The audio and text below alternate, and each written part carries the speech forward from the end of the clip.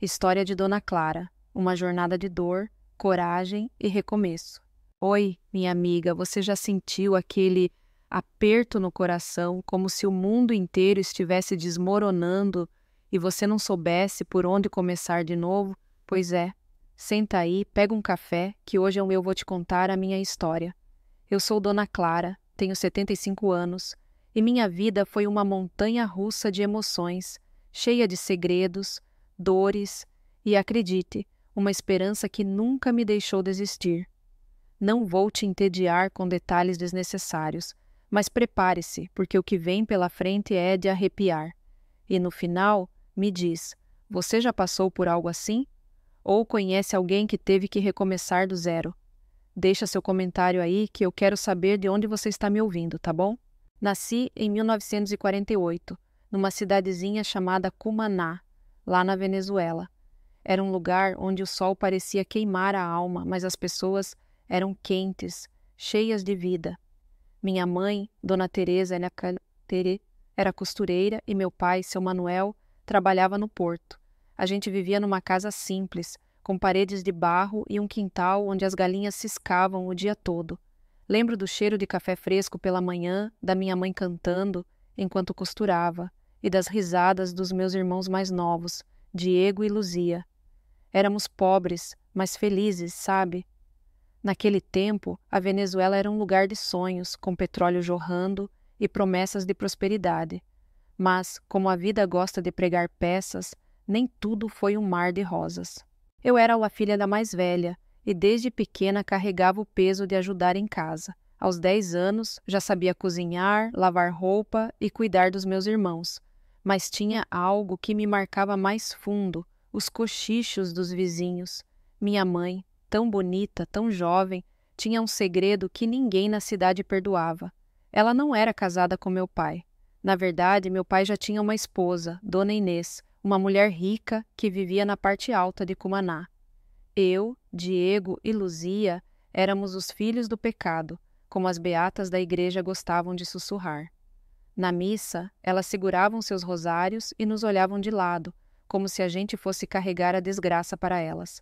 Isso doía, viu? Crescer sabendo que você é um erro aos olhos dos outros não é fácil. Minha mãe fazia de tudo para nos proteger, mas o peso daquelas palavras caía sobre mim. Eu via meu pai de vez em quando, sempre escondido, trazendo um saco de arroz ou um brinquedo velho. Ele me chamava de Clarinha e bagunçava meu cabelo, mas nunca ficava muito. Não conta para ninguém que eu vim, tá? Ele dizia com um olhar que misturava culpa e carinho. Eu assentia, mas cada visita dele deixava um vazio maior. Por que ele não podia ser meu pai de verdade? Por que a gente tinha que viver nas sombras? Aos 14 anos, aconteceu algo que mudou tudo. Era uma tarde quente e eu estava no quintal, estendendo roupa. De repente, ouvi gritos vindo da rua. Era Dona Inês, a esposa do meu pai, parada na frente da nossa casa com o rosto vermelho de raiva. "Teresa, sua desgraçada!" ela gritava, enquanto os vizinhos saíam para espiar. Minha mãe tentou se explicar, mas Dona Inês não queria ouvir. Ela avançou como um trovão, puxando minha mãe pelos cabelos. Eu fiquei paralisada, com o coração na boca, vendo minha mãe apanhar. "Você e suas crias bastardas vão pagar por isso", ela berrava. Tentei me meter, puxei o braço dela, mas Dona Inês me empurrou com tanta força que caí no chão, ralando os joelhos. Os vizinhos só olhavam, alguns até riam. Ninguém ajudou. Depois daquele dia, minha mãe mudou. Ela parou de cantar, parou de sorrir. O olhar dela era como se tivesse perdido algo que nunca mais ia encontrar. Meu pai sumiu de vez e a cidade inteira parecia nos odiar ainda mais. Mas minha mãe era forte. "Clara, a gente não precisa de ninguém", ela dizia, enxugando as lágrimas. "Deus está olhando por nós." E foi assim que continuamos, só nós 4, contra o mundo. Aos 16 anos, conheci Carlos. Ele era diferente de todo mundo em Cumaná. Tinha 20 anos, trabalhava como mecânico e tinha um sorriso que fazia meu coração disparar. Ele não ligava para os falatórios, me tratava como se eu fosse a única pessoa no mundo. Com ele, eu me sentia viva, livre. Comecei a sair escondido com Carlos, dizendo para minha mãe que ia estudar na casa de uma amiga, a Marisol. Ela se acreditava ou fingia acreditar. Mas uma noite, numa festa clandestina na praia, tudo mudou. Carlos me levou para um canto, me beijou, e eu, tão jovem, tão boba, me deixei levar. Quando voltei para casa, algo dentro de mim tinha mudado. Eu me sentia diferente, como se tivesse cruzado uma linha que não podia voltar atrás. Semanas depois, comecei a sentir enjoos. Minha mãe percebeu antes de mim. Clara, você tá grávida, não tá? Ela perguntou, com os olhos cheios de medo e tristeza. Eu desabei. Chorei como nunca tinha chorado. Como ia contar para ela que aos 16 anos eu ia ser mãe? E o pior, Carlos sumiu. Marisol me disse que ele tinha ido trabalhar em Caracas, mas eu sabia a verdade. Ele não queria saber de mim, nem do bebê. Minha mãe me abraçou forte, mas suas palavras cortaram como faca. Minha filha, você está repetindo o mesmo erro que eu. Minha avó, Dona Helena, foi quem tomou as rédeas. Ela era uma mulher de ferro, não aceitava desaforo. Você não vai ser mãe solteira, Clara. Isso não vai acontecer na minha família, ela disse, com aquela voz que não dava espaço para discussão. Uma semana depois, ela apareceu com um homem chamado Antônio, um viúvo de 45 anos, dono de uma pequena padaria. Ele vai se casar com você, ela anunciou, como se fosse a coisa mais normal do mundo. Antônio tinha uma filha, Mariana, de 12 anos, e um filho, Pedro, de 8. Eu, com 16 anos, ia ser mãe de um bebê que ainda não tinha nascido e madrasta de 2 crianças que eu nem conhecia. O casamento foi simples, numa igrejinha pequena. Eu vesti um vestido branco que parecia zombar de mim, e Antônio, sério como sempre, ficou ao meu lado. Mariana e Pedro me olhavam com desconfiança, como se eu fosse uma invasora. Não teve lua de mel, não teve festa. Na nossa primeira noite, Antônio me disse com a voz baixa: Clara, eu não vou tocar em você até o bebê nascer. Vamos fazer isso direito. Eu senti um alívio tão grande que quase chorei. Ele não era um homem ruim, mas também não era meu. Eu estava ali, numa casa estranha, com uma família que não me queria, carregando um filho que ninguém além de mim parecia esperar. Os primeiros meses foram um inferno. Mariana me tratava como se eu fosse uma empregada. Você não é minha mãe, ela dizia, com um veneno que doía mais do que qualquer tapa. Pedro era mais quieto, mas seus olhos cheios de saudade da mãe que tinha morrido me faziam sentir culpada só por existir. Antônio trabalhava o dia todo na padaria e eu ficava sozinha, limpando, cozinhando, tentando transformar aquela casa num lar. Mas tudo o que eu fazia parecia errado. Se eu mudava um quadro de lugar, Mariana colocava de volta. Se eu cozinhava algo diferente, Pedro jogava no lixo. Eu chorava escondida no banheiro, com o chuveiro ligado para abafar o som, enquanto acariciava minha barriga. Vai dar tudo certo, meu amor, eu dizia para o bebê, mesmo sem acreditar. Quando minha filha Sofia nasceu, foi como se uma luz tivesse entrado na minha vida. Ela era perfeita, com olhos grandes e um choro que enchia a casa. Antônio a olhou de longe, sem emoção. Mariana e Pedro nem se aproximaram, mas eu não me importava. Sofia era minha, e eu ia protegê-la de tudo. Só que a vida não facilita, né? Sofia chorava muito à noite, e isso irritava Mariana. Ela batia portas, gritava que não conseguia dormir. Antônio nunca dizia nada, só observava como se fosse um estranho na própria casa. Eu me sentia tão sozinha que às vezes achava que ia enlouquecer. Mas um dia algo mudou. Era uma noite quente e Sofia não parava de chorar. Eu estava exausta, sentada no chão, com lágrimas escorrendo. De repente, Pedro apareceu. Ele tinha 9 anos, mas parecia menor, com aqueles olhos grandes e tristes. Sem dizer nada, ele pegou Sofia no colo e começou a balançá-la. Ela parou de chorar. Eu fiquei olhando sem acreditar enquanto aquele menino que mal falava comigo acalmava minha filha. Obrigada, Pedro, eu sussurrei. Ele só deu de ombros, mas vi um brilho diferente nos olhos dele. Foi o primeiro sinal de que talvez eu pudesse construir algo ali. Aos poucos, as coisas começaram a melhorar. Pedro passou a brincar com Sofia e até Mariana, com o tempo, parou de me tratar como inimiga. Antônio começou a chegar mais cedo da padaria, às vezes trazendo um pão doce para mim ou um brinquedo para Sofia. Uma noite, depois do primeiro aniversário de Sofia, ele me chamou para o quarto.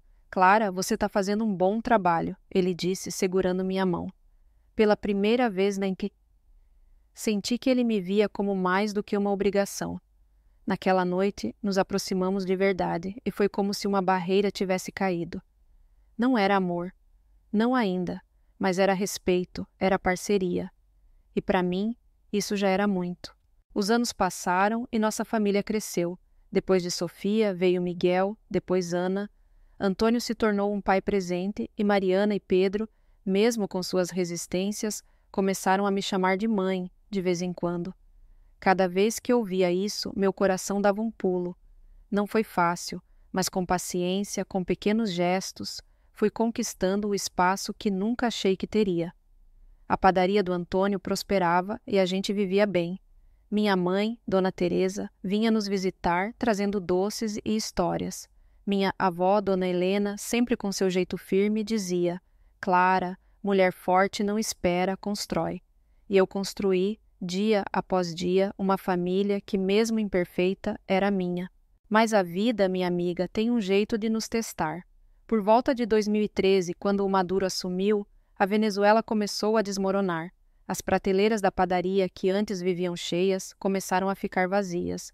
Os preços subiam toda semana e o dinheiro não valia nada. Em 2015, a coisa piorou. Não tinha farinha, não tinha açúcar, não tinha nada. Nossos clientes, que antes riam e conversavam, agora entravam com os olhos fundos, pedindo qualquer coisa que a gente tivesse. Antônio ficava horas na padaria, tentando negociar com fornecedores, mas era como enxugar gelo. Clara, não sei o que vai ser de nós, ele me disse uma noite, com a voz tão cansada que parecia que ia quebrar. Em 2018, a crise bateu com força total. A inflação chegou a números que eu nem consigo repetir. Um pão que custava 5.000 bolívares numa semana, na outra já custava 20.000. O salário mínimo não comprava nem 1 quilo de arroz. A violência violenta explodiu e nosso bairro, que antes era tão tranquilo, virou um lugar onde a gente trancava tudo e rezava para amanhecer viva. Tiros ecoavam à noite e a geladeira, que antes vivia cheia, agora só tinha sobras mofadas. Antônio, que sempre foi forte, começou a adoecer. O coração dele não aguentava o peso de ver tudo que construímos desmoronar. Uma noite ele me chamou para conversar. Clara, a gente não pode ficar aqui. Meus filhos, seus filhos, eles merecem uma chance. Eu sabia que ele estava certo, mas meu coração se partia só de pensar em deixar nossa casa, nossa padaria, nossas memórias. Antônio morreu pouco depois de um infarto. Foi como se o chão tivesse sumido debaixo dos meus pés. Ele era meu porto seguro, meu companheiro. Sem ele, eu me sentia perdida, mas sabia que precisava ser forte pelos meus filhos. Um a um, eles começaram a ir embora. Sofia foi para o Brasil, levando os filhos pequenos. Miguel foi para a Colômbia, Ana para o Peru. Cada despedida era como uma facada. Eu os abraçava na rodoviária, vendo aqueles ônibus lotados partirem, e rezava para Deus protegê-los. Mãe, vem com a gente, Sofia dizia, mas eu era teimosa. Essa é minha terra, eu respondia, mesmo sabendo que a Venezuela que eu amava não existia mais. Em 2021, com 73 anos, não aguentei mais. Os tiros, a fome, o silêncio da casa vazia, tudo pesava demais. Decidi ir para o Brasil, onde Sofia e Miguel estavam. Vendi nossa casa por quase nada, só para ter dinheiro para a viagem. Deixei tudo para trás, as fotos, as cortinas que costurei, o cheiro de pão fresco da padaria. Peguei uma mala pequena, com algumas roupas e um terço que Antônio me deu e parti. A viagem foi um pesadelo. O ônibus era apertado, o calor insuportável e eu não entendia uma palavra de português. Mas quando cheguei em Roraima e vi meus filhos me esperando, chorando e rindo ao mesmo tempo, senti que tudo valeu a pena. Os primeiros meses no Brasil foram duros. Eu não falava falava a língua. Me perdia nas palavras. Família, casa, amor, eram parecidas com o espanhol, mas quando as pessoas falavam rápido, Era como se eu estivesse surda. Fiquei num abrigo com outras centenas de venezuelanos. Era limpo, tinha comida, mas dividir espaço com tanta gente estranha me fazia sentir ainda mais sozinha. À noite, eu olhava uma foto antiga do Antônio com as crianças e sussurrava: saudade. Essa palavra, que não existe no espanhol, dizia tudo o que eu sentia.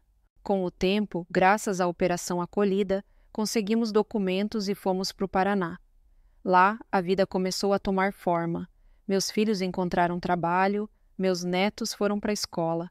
Eu, aos poucos, comecei a entender o português, a gostar de feijoada, a me sentir em casa. Mas não vou mentir, tem dias que dói. Dói ver meus filhos, que estudaram tanto, trabalhando em empregos que não sonhavam. Dói ouvir comentários maldosos de quem nos vê como os coitados dos venezuelanos. Mas sabe o que me mantém de pé? A esperança. A esperança de que um dia a Venezuela volte a ser o que era, de que eu possa voltar para minha casinha, sentar na varanda e sentir o cheiro de café fresco de novo. Enquanto esse dia não chega, eu vivo um dia de cada vez. Agradeço pelo pão na mesa, pelo sorriso dos meus netos, pela chance de recomeçar. Minha história não é só minha, é de milhões de venezuelanos espalhados pelo mundo, carregando saudade no peito, mas com a força de quem sabe que o lar é onde a família está. E a minha? Tal aqui, tá lá, tá espalhada, mas unida no coração.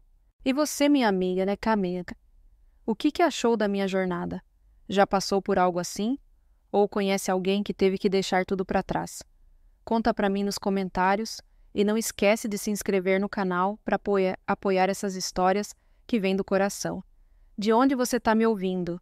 Deixa aí embaixo que eu quero saber. Que Deus abençoe você e sua família.